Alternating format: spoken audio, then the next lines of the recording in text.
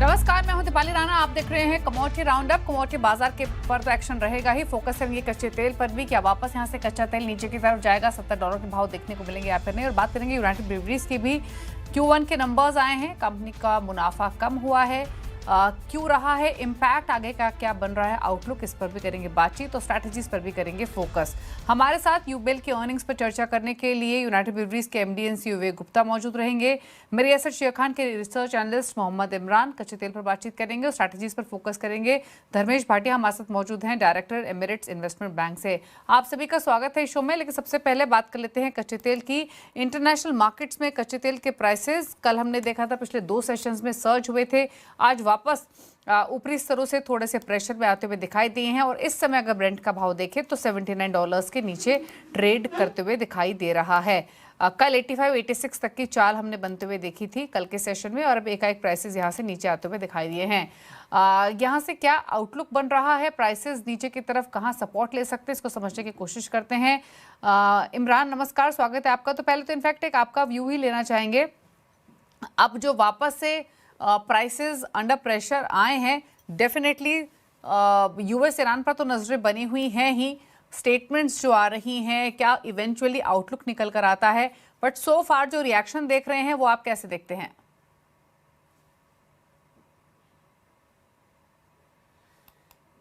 Prices Brent 78 पे trade कर रहा है और भी सेलिंग प्रेशर आ सकता है। बट आप एक बात ये समझने की जरूरत है कि डेटेड ब्रेंट या जो स्पॉट प्राइसेस है वो अभी भी $86 के आसपास ट्रेड कर रही है। और ब्रॉडली हमने ये देखना चाहिए कि रिफाइनरी रेट्स रन रेट कितने पे चल रहा है। बिकॉज मतलब अभी अगर आप चाइना के नंबर्स देखेंगे तो चाइना में डिस्टिलेट और gasoline inventories month on month year के मतलब 1 साल के लोज पे आ गए हैं। बिकॉज वहाँ पर जो इंडिपेंडेंट रिफाइनरी जिनको टी पॉट रिफाइनर्स बोलते हैं वो उनका रिफाइनरी रेट 50 टू 55 के बीच में चल रहा है, which is the lowest.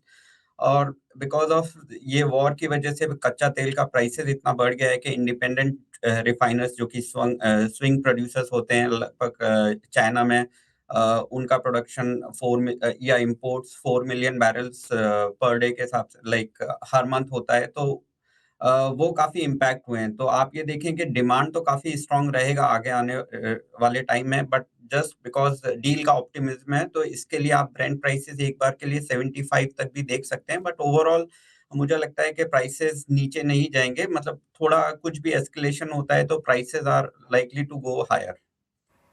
Okay. तो यानी इन स्तरों से मैक्स अगर इमरान प्राइसेस नीचे आए भी तो $75 रेंज डेफिनेटली अब ऊपर की तरफ शिफ्ट हो चुकी है। क्या रेंज लाइकली रह सकती है या फिर अपवर्ड रिस्क आप कहां तक देख रहे हैं?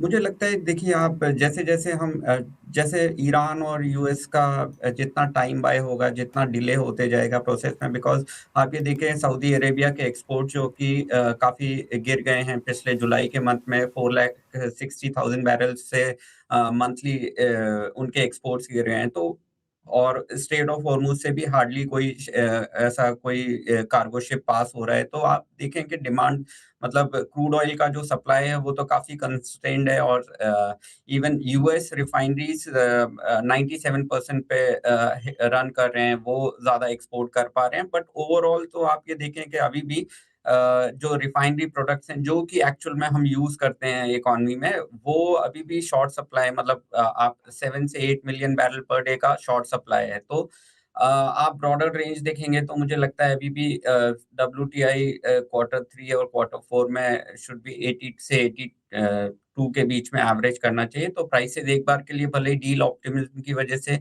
नीचे आ जाएँ, बट जैसे-जैसे डिमांड इनटेक बढ़ेगा वैसे-वैसे प्राइसेस मुझे लगता है कि थोड़ा-सा रिकवर होंगे। ओके। और स्ट्रैटेजी आपके हिसाब से फिर कैसे प्ले करनी चाहिए? एज ऑफ तो डील का अगर फ्यूचर्स में ट्रेड कर रहे हैं हम तो मुझे लगता है कि जितना डील ऑप्टिमिज्म रहेगा, मुझे लगता है एक बार जैसा बताया कि 75 से ब्रेंट 75 तक आ सकता है। डब्ल्यूटीआई 70 से 72 का एक लोअर टारगेट देख सकता है। तो आज के लिए ओ, तो सेल ऑन राइज ही स्ट्रैटेजी रहेगी क्रूड में। बट ओवरऑल मुझे लगता है कि वापस से मतलब जैसे-जैसे डिमांड पिकअप होगा आई फील के प्राइसेस एवरेज में तो फिर भी 80 से $82 ब्रेंट रहना चाहिए। ओके। धर्मेश भाटी भी हमारे साथ बने हुए हैं। धर्मेश, आपकी राय क्या है कच्चे तेल पर? आप क्या लाइकली रेंज देख रहे हैं या यहाँ से और कितना भाव नीचे आते हुए देख रहे हैं? देखिए, कच्चे तेल की बात करें तो इनफैक्ट लास्ट 3 हफ्ते से मैं यही कह रहा था कि मार्केट बैकवर्डेशन में है और जो भी तेजी देखने मिल रही है वो स्पेकुलेटिव तेजी है। वॉर के कारण, सप्लाई के कारण मार्केट में एक $10-15 की प्रीमियम आ गई थी, बट आगे के महीने सारे बैकवर्डेशन, इनफैक्ट अगर आप जनवरी 2027 के कॉन्ट्रैक्ट देखें तो वो 70 पे चल रहा था और करंट लेवल ऑलमोस्ट 90 पे आ चुका था। तो इतनी डिस्पैरिटी कभी नहीं हो सकती, तो प्राइस को गिरना ही था। और देखिए, मार्केट में जो मैंने टारगेट दिया था वो टारगेट आ चुका है, 80 के स्तर ऑलरेडी ब्रेक कर चुका है ब्रेंट, और आने वाले समय में मुझे लगता है कि ये $75 के लेवल्स आपको ब्रेंट में दिखा सकता है। और अगर आप डोमेस्टिक मार्केट की बात करें तो 6,800 के स्तर आपको देखने मिल सकता है। ये इंडिया के लिए काफी फायदे का सौदा रहेगा। इस कारणवश रूपी भी थोड़ी अप्रिशिएट हो सकती है और डबल इम्पैक्ट आपको एमसीएक्स के प्राइस में देखने मिल सकता है। तो मैं सलाह दूंगा 7,200 के स्तर पे बिकवाली करें, 7,300 का एक स्टॉप लॉस मेंटेन करें, और 6,900 से 6,800 तक के टारगेट के लिए आप यहाँ पे बिकवाली करके चल सकते हैं। बट जिन्हें लेवाल है, जिनको बाय करना है, मैं सलाह दूंगा वेट एंड वॉच करें।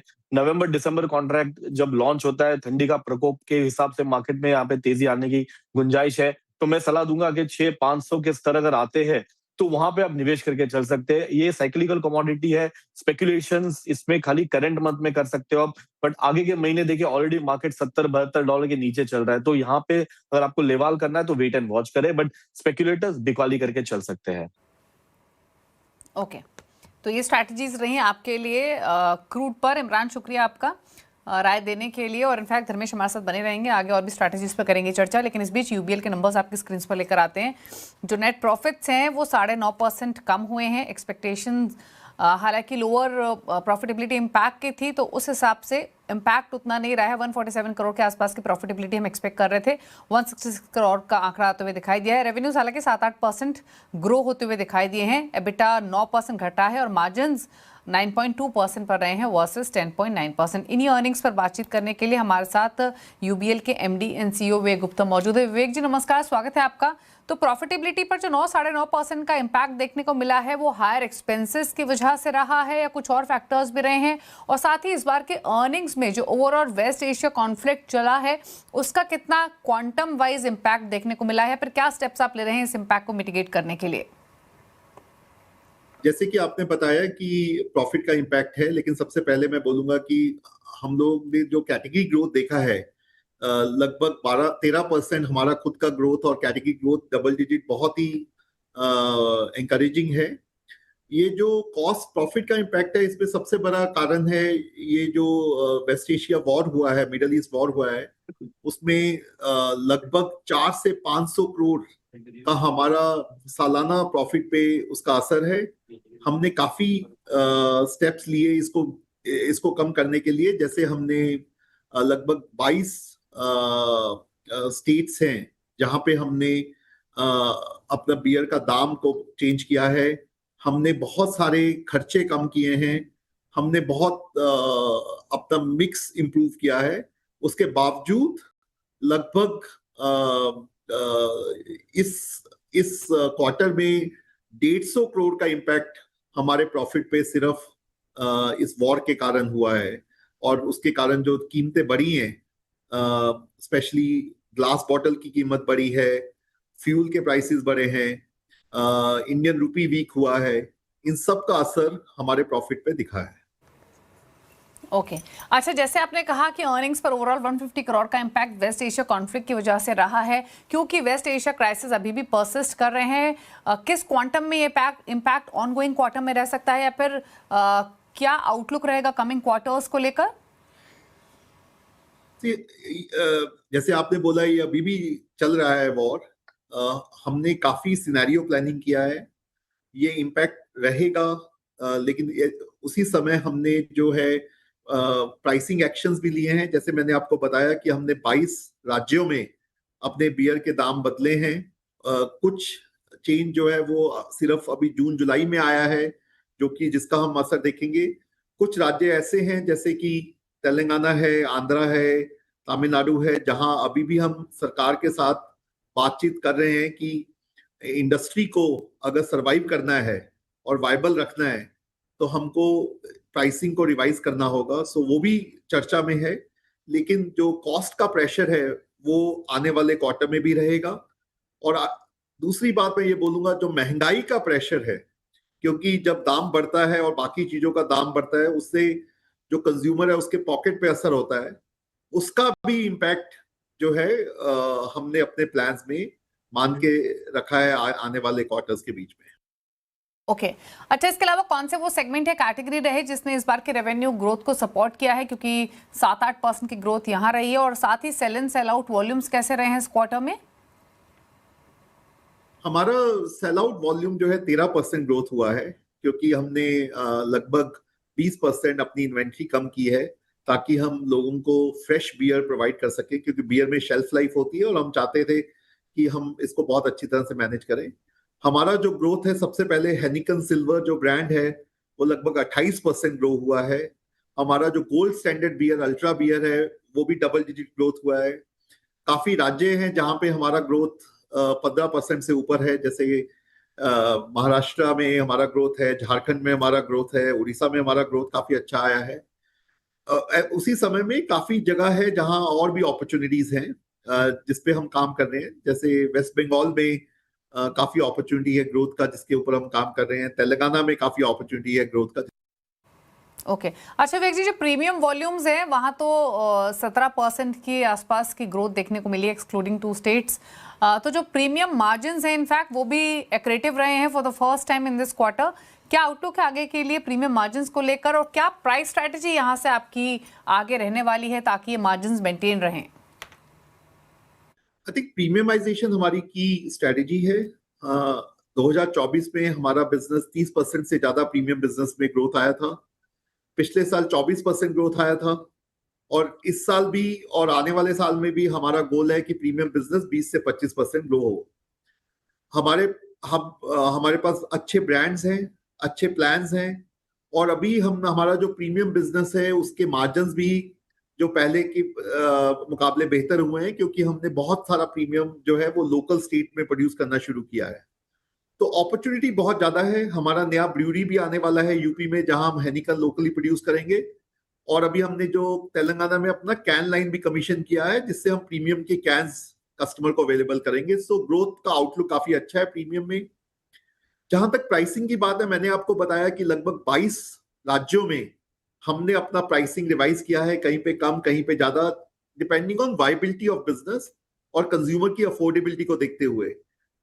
अभी भी हमारे 3 राज्य ऐसे हैं जहां पे हमको प्राइसिंग की बहुत जरूरत है, तेलंगाना, आंध्रा, तमिलनाडु, और हम उन राज्यों के साथ बातचीत कर रहे हैं और उनको बता रहे हैं कि ये जो वॉर का इम्पैक्ट हुआ है, इससे जो बिजनेस सस्टेनेबिलिटी के लिए हमको अपना प्राइसिंग पॉलिसी रिवाइज करना पड़ेगा। So pricing will be a continuous thing which will happen on this category. Okay और एक और चीज़ इनफैक्ट जीपी मार्जिन्स को लेकर, जहां पर मिडिल ईस्ट वॉर का इम्पैक्ट रहा है, क्या आउटलुक यहां से रहेगा जीपी मार्जिन्स को लेकर, क्योंकि इन्फ्लेशनरी प्रेशर तो एक्सपेक्टेड है कि भी परसिस्ट करे?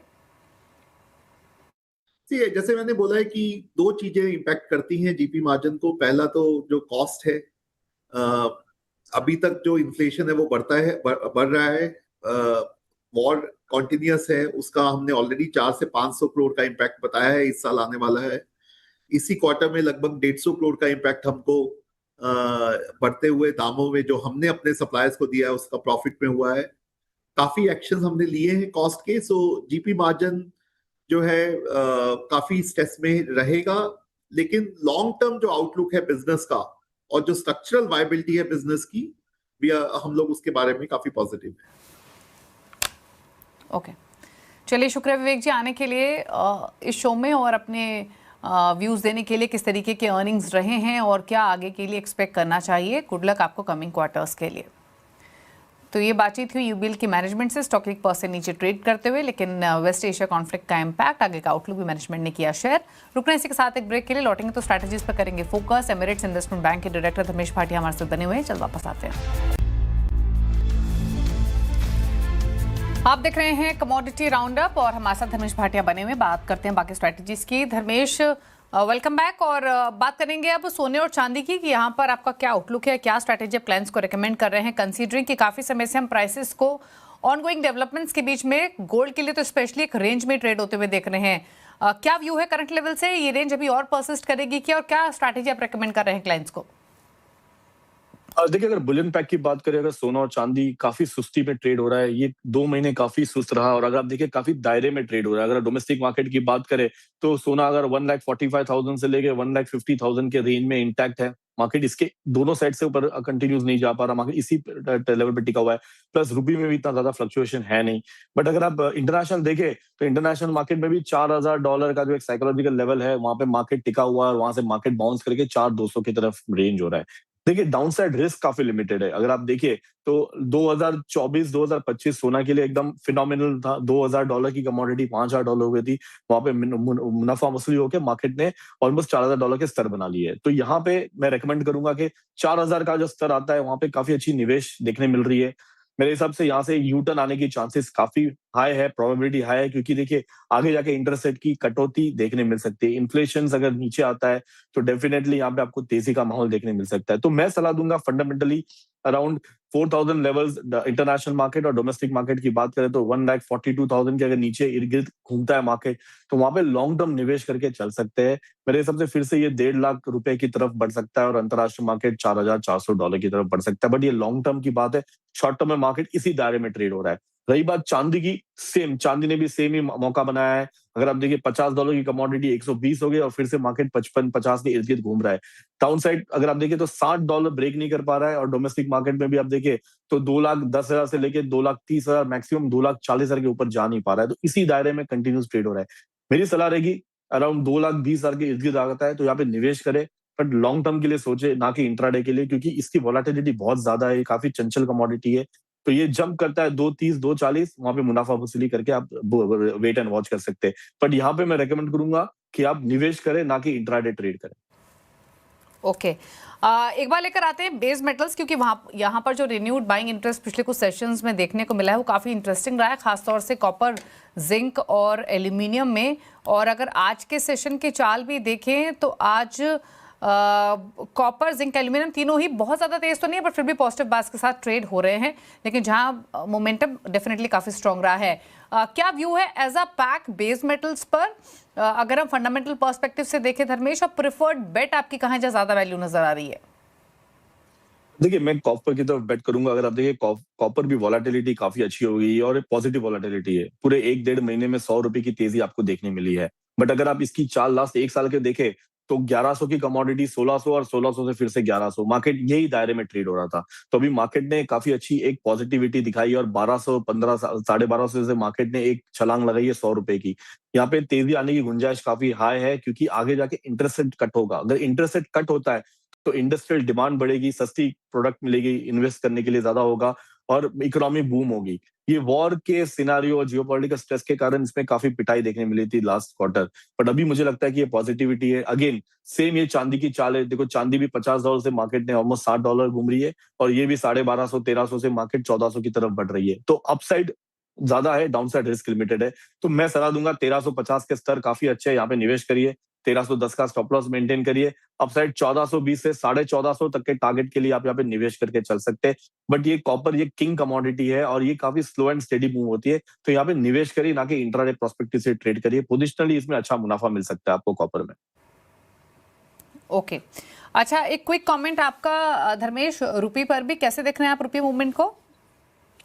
देखिए, कच्चा तेल और सोना काफी नीचे चल रहा है, तो इस कारणवश रुपी में काफी स्टेबिलिटी देखने मिल रही है। प्लस एफसीएनआर डिपॉजिट काफी हाई है, 6% के ऊपर आपको normal deposit with leverage almost 10% के ऊपर मिल रहा है, 10 से 15%।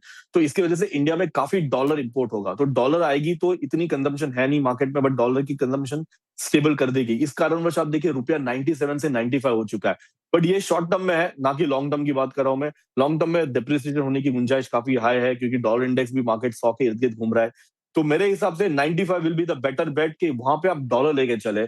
अभी मार्केट में थोड़ी मुनाफा वसूली आ सकती है, बट वहां से 95 से फिर से अगर आप लॉन्ग टर्म देखें तो फिर से 97 टू 98 की जाने की चांसेस ज्यादा है। क्योंकि अगर कच्चा तेल वापस से ऊपरी तरफ बढ़ता है और गोल्ड वापस से बढ़ता है, जो ट्रेड डेफिसिट में मेजर योगदान है, तो फिर से रुपया 97 की तरफ आ सकता है। तो 95 विल बी द बेटर बेट, वहां पे आप निवेश करके चल सकते हैं। यहाँ से 10 से 15 पैसा और रुपया मजबूत हो सकता है।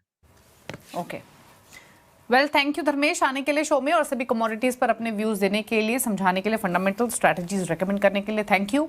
रुक रहे हैं ब्रेक के लिए, ब्रेक के उस पार खबरें जारी CNBC आवाज पर। कमोडिटी राउंड अप में इतना है, नमस्कार।